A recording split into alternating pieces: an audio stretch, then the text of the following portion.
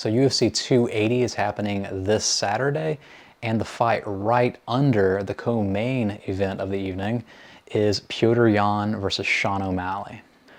Now, this is obviously one of the most stacked UFC cards of the entire year, and it also seems kind of like the fight card of the grappler versus the striker, with Charles Oliveira being much better on the feet than Islam Makhachev, TJ Dillashaw being much better on the feet than Aljamain Sterling, and in this fight, Sean O'Malley having the striking advantage over Petr Yan. However, in this fight, I think that the gap of striking is much smaller than those other two fights. Even though Sean O'Malley does have more weapons, I feel like a lot of it does kind of come down to flash. Petr has a much more economic style whenever it comes to just regular boxing, while Sean O'Malley throws lots of different strikes, including kicks and elbows and punches, but it's a much more of a karate stance and a karate style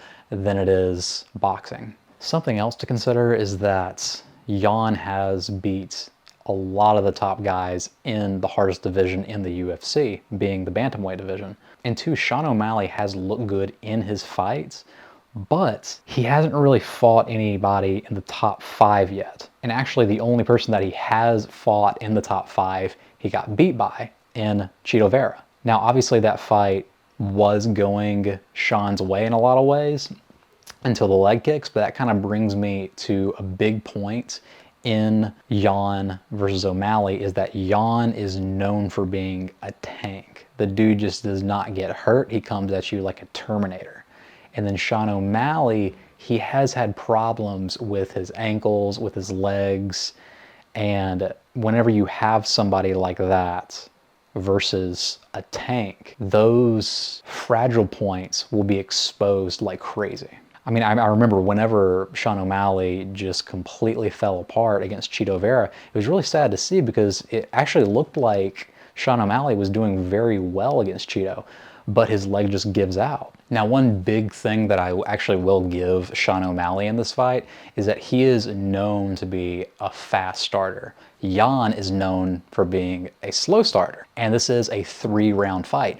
So in theory, it would make sense that Sean would have an advantage in that sense. But to be honest, at the end of the day, I do feel like their striking is pretty similar, but their grappling is not very similar. I think Petr has a huge advantage in the grappling, and I think that is probably where he's going to go. And at that point, I think he's going to try to take Sean down, and all he needs is 2 takedowns.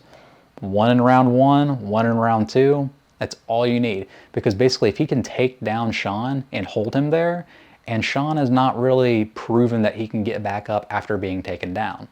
So I feel like if Petr can just take him down once or twice in the fight, hold him there, win those 2 rounds at least, I think he won't have too much of a problem winning this fight. I pick Petr Yan to win by decision. But yeah, honestly, I believe that somewhere down the road, Sean O'Malley can beat Petr Yan. I believe somewhere down the road, Sean O'Malley could become UFC champion, but I don't think that's right now.